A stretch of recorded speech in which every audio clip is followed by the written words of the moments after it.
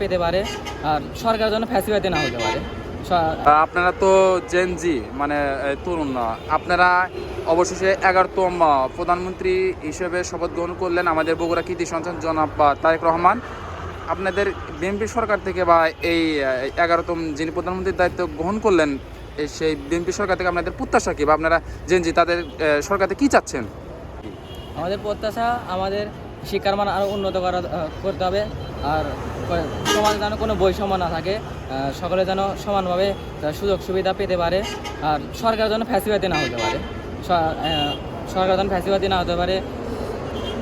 আপনি বলছেন যে সরকার যেন ফ্যাসিলিটি না হয় আর বৈষম্য মানে শিক্ষার ক্ষেত্রে আপনারা চাচ্ছেন যে যারা শিক্ষার্থী আছেন মানে কোনো প্রকার যেন বৈষম্য যেন না হয়। আপনারা যে বলছেন যে যেটা আপনি বুঝতে পারছেন আপনার প্রশ্নের ক্যাটাগরি অনুযায়ী মানে কোটায় আপনি কোটাটা এটা আপনারা চাচ্ছেন না, আপনারা কোটাবিহীন একটা বৈষম্যবিহীন একটা আপনারা সমাজ চাচ্ছেন বা এটা প্রত্যাশা করছেন জনাব তারেক রহমান প্রধানমন্ত্রীর কাছ থেকে, এটা আপনাদের চাওয়া প্রত্যাশা।